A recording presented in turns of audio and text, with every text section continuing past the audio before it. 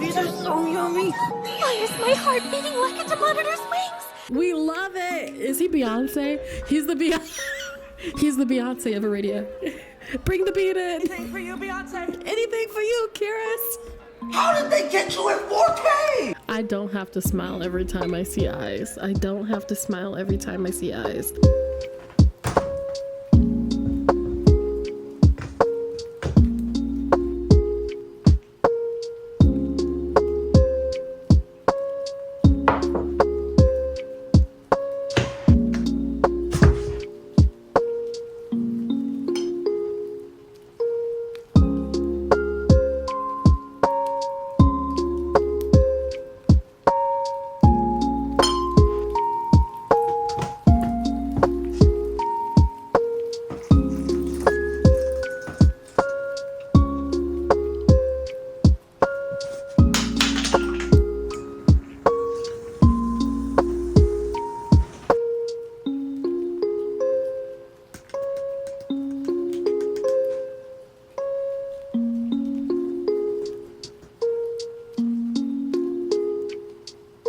Last time on Dragon Ball Z. Today we will be playing Touchstarved, a dark gothic visual novel where we are thirsty to be touched. Until a puff of hot breath tickles the back of my neck.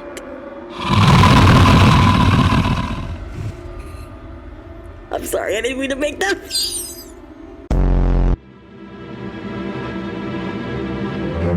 Oh, they're sassy. They're sassy and I love it. I don't trust you because why you breathing down my neck like that, G? That's why they're demons. They're supposed to like entice you in. If you're in my basement looking like Nosferatu, I'm not going down there. But if you look like that, I might. I'm coming down. Like, we don't know when, but it's gonna be eventually. Dear demons, if you are listening to me, please don't like take that for real. I'm just saying. Do I really look like a common thief to you? Was that rhetorical? Looks like I shouldn't be here. It looks like how Cracker Barrel makes me feel. That I don't belong here. Some call him a gang leader. I love gang leaders, but it's my weakness. Is the safety talisman because of him, to keep him in, or is it to keep stuff out? I feel like it's going both ways, but I feel like it's mostly to keep him in.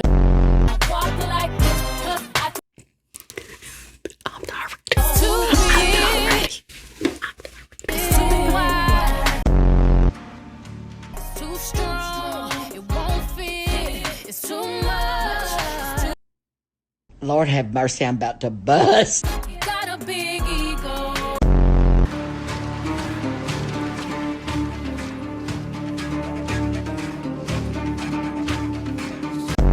And the shroud of darkness behind him. Shapes like massive tentacles twist and coil around the wooden beams. I didn't see them. Hey. Eyes on me.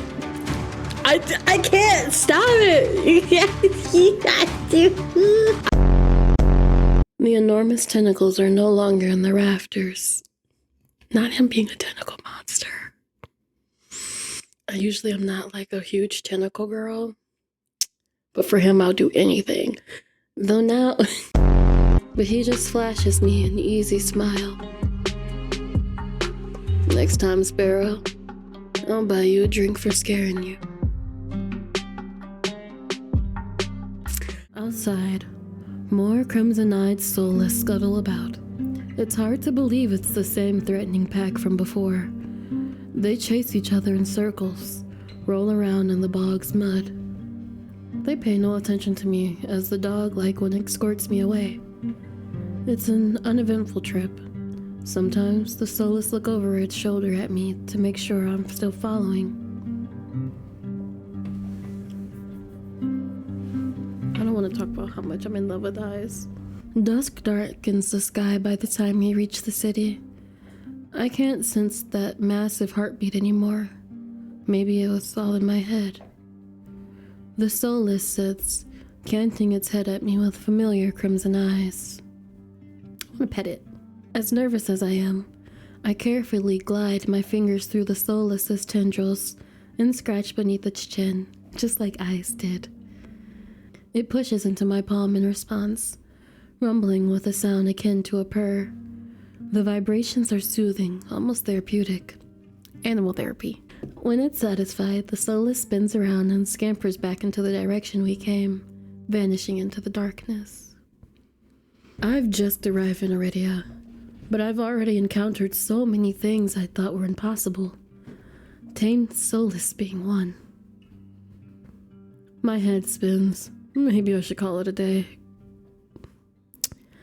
I'm just saying, we couldn't marry Ice. I just want to marry this man. He has a dog. Nightfall creeps across the streets of Eridia. The city, labyrinthine even in the daytime, has now become a warren of treacherous alleyways. Oh no. The streets were completely deserted. If I hadn't been here earlier, I would have thought this part of the city abandoned. My steps slow when I hear rustling in the dark. I strain my ears, but everything is still. Is the silence playing tricks on me? No, something's wrong. Let's book it. The fine here is on the back of my neck prickle, a horizon of discomfort running down my spine. Something is wrong. My eyes dart from one side of the street to the other, searching for movement, but the shadows are as deep and dark as pools of ink. I can't stay here. I need to reach a busier part of the city. Drawing my cloak tighter around my body, I hurry. Though I keep my eyes sharp and listen intently, there's only the sound of my own footsteps. As the moments pass and nothing happens, I begin to wonder if I really did imagine that noise. I turn the next corner and my thoughts come screaming to a halt. My head spins, the world blurring as adrenaline rushes through my veins. Only one thing is clear amidst the haze. The soulless that attacked the caravan, and it doesn't have red eyes. It doesn't got red eyes. Eyes, could save me. Oh no, I'm helpless. I'm a helpless damsel. Somebody come help me. I'm a helpless damsel in distress. I am in distress. Come help me. It's crouched over a dark, indistinctive shape. A body. A gnarled of intestine spill from pallid flesh. Blood grouts the cobblestones. Holding my breath, I take a step backward. When the wet, slurping sounds don't abate, I take another, then another. Then a shard of glass crunches under my heel. The world slows to a crawl as the soulless raises its head, blood dripping from its tendrils, every single one of its bulging eyes fixed unblinkingly on me. It's really here. It's come back for me. Run! I'm off like a shot, running for my life through the darkened streets. Behind me, that scared the crap out of me. I'm playing this at night. This isn't good. Behind me, a piercing bass splits the silence, and heavy footfall pounds after me. My heart thunders in my chest. I take turns at random, trying to lose the soulless in the maze of streets, but I can't seem to shake it. I can hear its breathing now, a wet, fluttering rasp, growing closer and closer. The same claws that severed my arms swipe out. I duck, saved by pure reflex, and skid around a corner only to freeze. A wall twice as high as me bars my way. A dead end. Behind me, the soulless looms. It's enormous, taking up nearly the entire width of the alleyway. Its long, claw-tipped limbs give it the advantage of reach.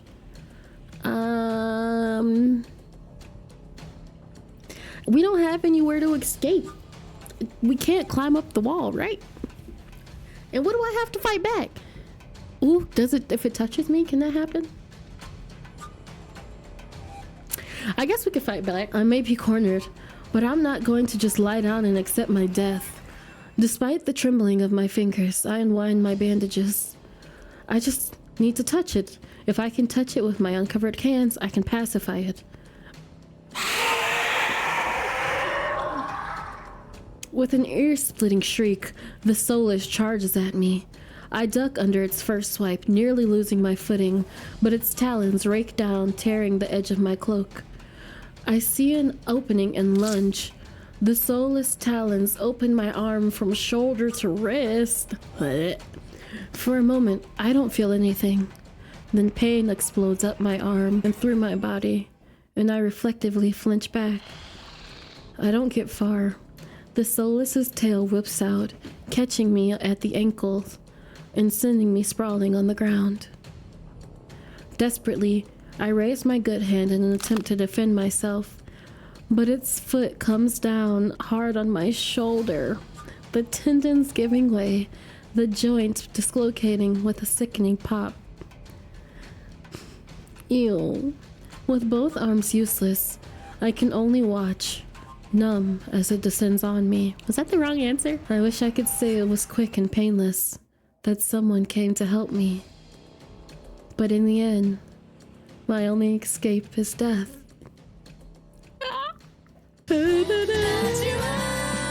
They said pick something different. Okay, I guess we'll try to escape. As the soulless prowls closer, my eyes dart from side to side, looking for an escape. The soulless is blocking the obvious way out, bud. Right behind me, there's a rickety door that must lead into the adjoining building. If I can get inside, the soulless's size will hinder any attempt to pursue me. I whirl, grabbing at the handle. It turns completely, the hinges creaking as I push, and I feel a flash of hope before a weight hits the door from the other side and slams it shut. Road! Y'all just gonna leave me out here to die? Y'all just gonna leave me out here to die? Okay. I spit on you. I spit on your grave. The click of the lock turning is grimly final.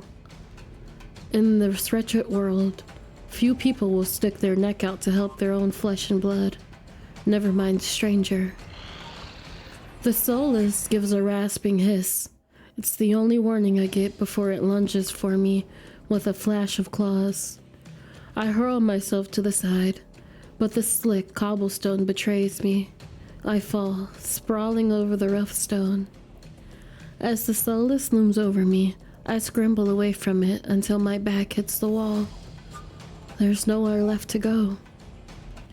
It descends upon me for the kill.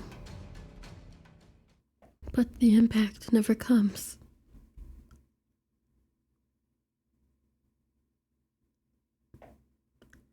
I wearily crack one eye open and then the other, not sure whether I should believe what I'm seeing. All these cool outfits. Can I? Listen, I don't even need to marry y'all except Ice. Ice, don't take that seriously. I do need to marry you. It may be Leander. Vera's just fun. Vera's fun. The doctor, though. Anyway, as I was saying, I want to go shopping with all of you because your clothes are fabulous. A hooded figure crouches down in front of me, one blood-stained hand outstretched.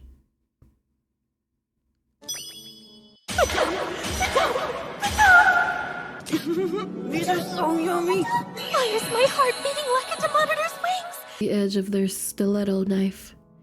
Their face and hands are splattered with blood, and the soulless. My eyes dart past my unexpected rescuer to the misshapen form behind them. The soulless's many eyes, once restless and vibrant, now look dull and waxy. A red pool spreads slowly from under its body. Numb with shock, I can't help but stare. After all the people it's killed, after nearly killing me twice, I can hardly believe it's dead. Well? I gingerly take the offered hand. The hunter's gaze dips to my bandages. Pale lips part on the brink of a question, then close again. With the strength belying their slight frame, they pull me upright. Something about them is strange, unlike any human or monster I've ever met. I can't quite place my finger on why, and that's a first. I can feel the tension of their grip. Their fingers tremble like they want to pull away. It's a sensation I'm always too familiar with myself. Despite their obvious discomfort, they pause for a moment, pale eyes sweeping over me. Not going to fall? When I shake my head, they hastily let go and back off, wiping the blood from their face and hands. But oh, they're so pretty. They're so pretty. The hunter turns away from me, and the heel of their boot hitting the soulless, gangly body.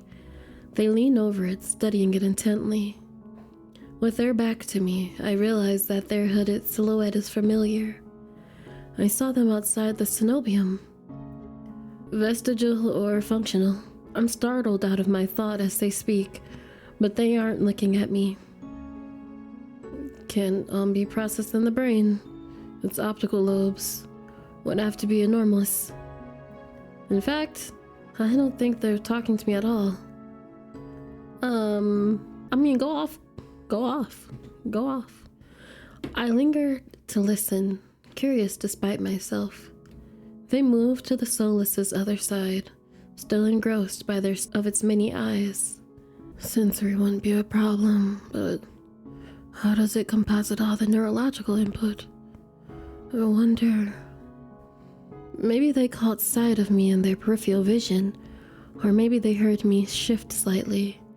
The hunter jolts upright, wide eyes landing on me. You're still here? What do you want? Just call them out. Thank you. I'll thank you. I wanted to thank you. They stare at me. Though their lips part, they seem to struggle to figure out what to say. Not used to hearing that? They're so blushy. That hint of uncertainty almost vanishes under their scowl. Almost. You shouldn't need my help to begin with. What are you thinking? Traveling alone at night? This is far from the worst thing hunting Lowtown. I can't make heads or tails of them. First they save me and now they scold me? Lesson learned? I could do without the lecture though. To my surprise, they break eye contact. They frown, though their disapproval doesn't seem directed at me. If you're going to run off screaming, you might as well wait until I'm done. Their attention glides back over the soulless's corpse. They examine it with inscrutable expression. I clear my throat to fill the silence. I'm sleepy. Mine, peen. Suddenly, Mien tenses. Their blade flashes as they drive it back into the back of the soulless's neck. The soulless thrashes once, letting out a rattling hiss as the air leaves its lungs. Min leans on the blade, driving it deeper and deeper until there's a sickening crunch, and the creature goes limp. My heart thuds in my chest. It must have been clinging to life by a thread. Min straightens up, withdrawing their blade with a single, smooth motion. Better to put the wretched things like this out of their misery. They calmly clean the blood from their knife. I swallow, my eyes still glued to the cooling corpse. Are you a scientist? Why is the soulless inside the city? Well, we already know that soulless can get inside the city, right? We already know they can get inside the city because, Veer hunts them, right? How's your recording going? Good. It's a good game. I just met the love of my life. Me? Yeah, baby. God, I didn't know that you just met me. Are you some kind of scientist? Mien stops mid-motion, lifting their head to stare at me. You knew exactly where to strike. Have you studied anatomy or medicine? Not quite. Why is a soulless inside the city? Min looks at me. Okay, I got pronunciations for Min and Mean. I'm gonna say Min. Like Minnie. Minnie Mouse. Min looks at me, eyes searching before realization dawns. You're new here. There's no wall around the city. Soulless can come and go as they please until someone is contracted to stop them. The Cenobian patrols don't bother to protect Lowtown. Not anymore. Let me guess, they're not a fan of the Cenobium. I wouldn't go that far.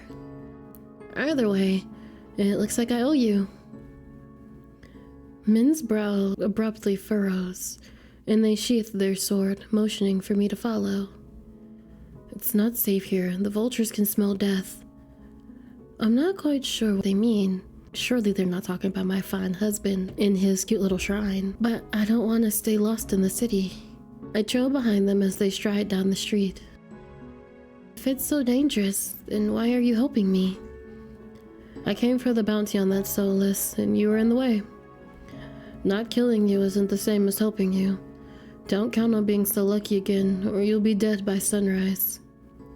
Their answer is stingingly harsh. I'll take it. I just need to find my lodging. I hold in my hands, trying to forestall any more snippy comments. Alright, I get it. I'd love to get out of your way, but I'm sort of lost. I just need directions back to my lodgings. Their brows furrow slightly. They open their mouth, and for a moment I could swear they look regretful. They sigh and shake their head.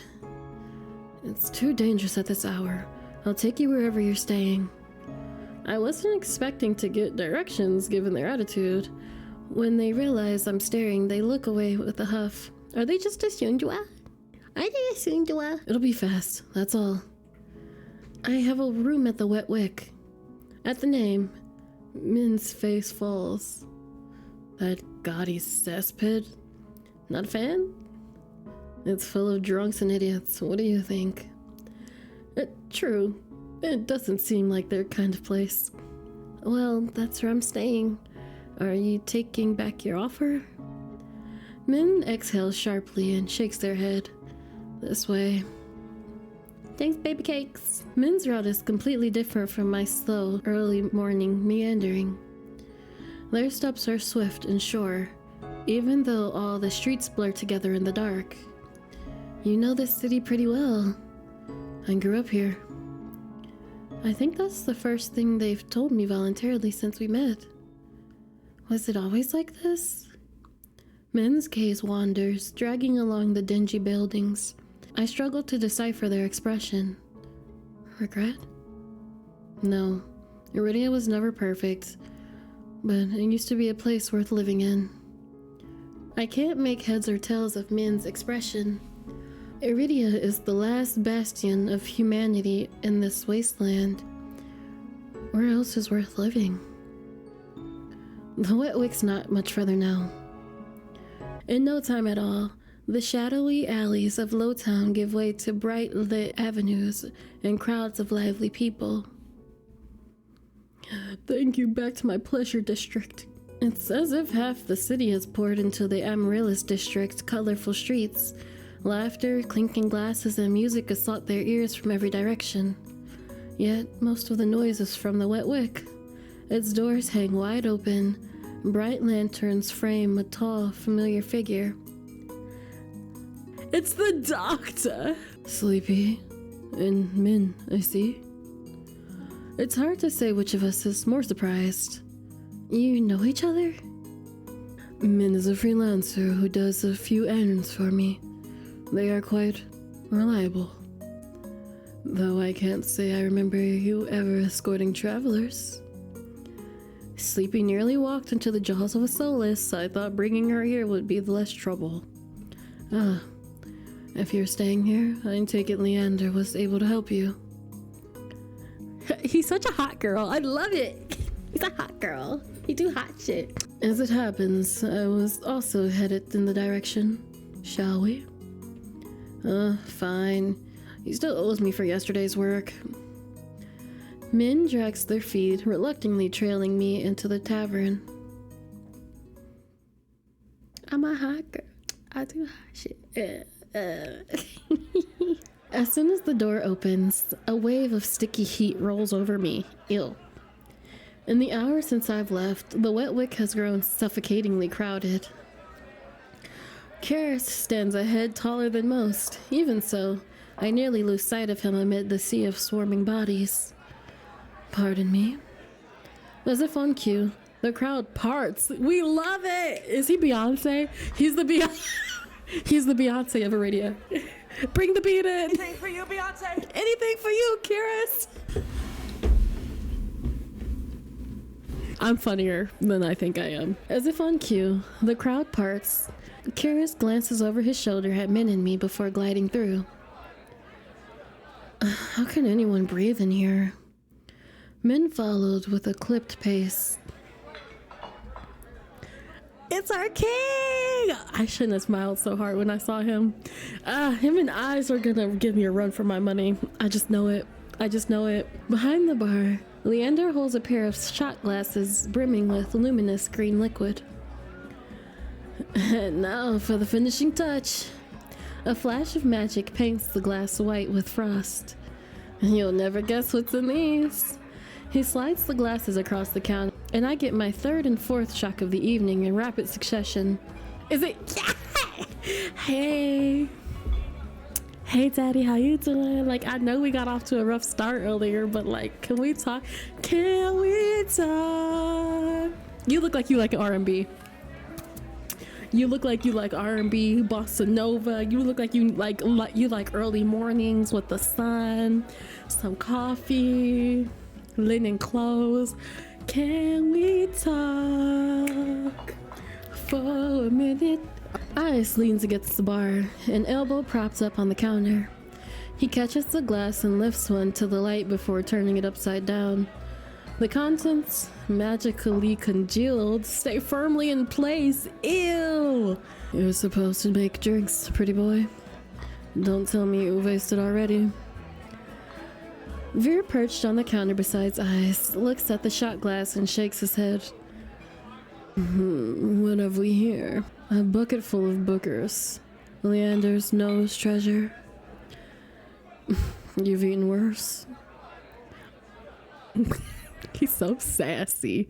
I love him. Veer's lips twitch and his ears flatten when offered a glass. I snickers. Coward. Don't tell me you actually. In one fluid motion. Eyes, don't do it. I'm gonna kiss this man. I'm upset. Eyes throws his head back and downs the shot. Drinking that. A dark look crosses Eyes' face. It's chewy. Chewy? Wait, let me try again.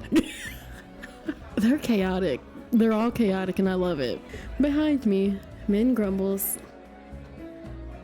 I told you this place was a nest of degenerates. If it isn't Karis and Min. At the sound of Leander's voice, Min's pale eyes grow wide. They look ready to bolt into a Karis and a hand on their shoulder. This will not take long, I promise. Min's eyes dart from Karis's hand to his face and then soften. Fine, you first. While they step forward, I linger behind, struck by a sudden revelation. All of the people I've met recently know each other.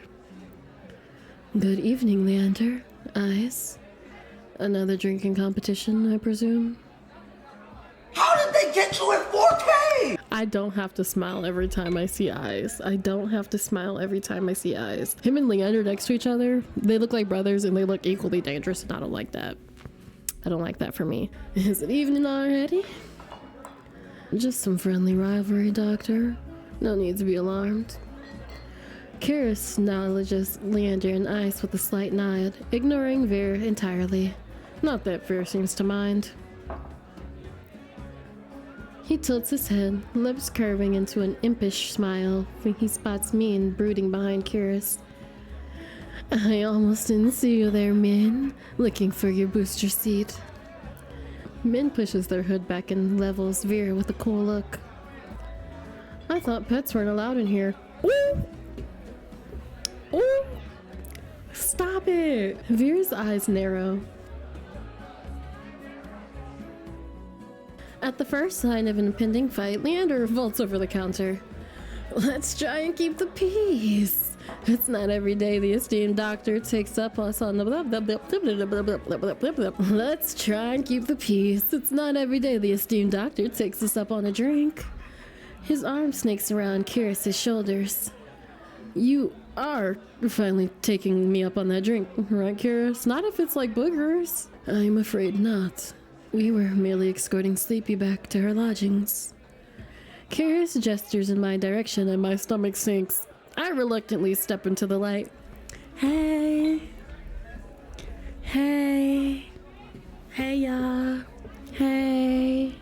Leander's face brightens as soon as he sees me. Sleepy, it's been too long. You saw me last night, babe. Everyone, this is Sleepy. She's new to Eridia. I already know everybody. I feel 4 pairs of eyes fix on me, and suddenly the bar seems suffocatingly small. My voice nearly catches in my throat. Hi, again. Hi, everyone. Again. You've met. I give my all. Eyes and Veer regard me with a subtly amused expressions. We did. Not that long ago either. To think we'd cross paths once again. It must be fate. I roll my eyes. Veer looks far too pleased with himself. Like, I want Veer's outfit. Y'all can't see. Hold on, let me move my head. Look at that hot girl. I want their outfit. It's what I deserve. I want that outfit. They look really cute. All eyes turn to Leander, freeing me from the burden of attention. I still can't believe they all know each other. Kyrus has to, like, if you look down beneath the text box, you see him like slouched because Leander is shorter than him. So Leander has the biggest titties. And I like a pillow. I'm just saying. But I love a sassy man more, so me and Ice are gonna be a thing. I can't believe they all know each other. Watching them talk amongst themselves is surreal. But for the first time since I undertook the journey to Eridia, I feel a faint glimmer of hope. I know I was meant to meet them.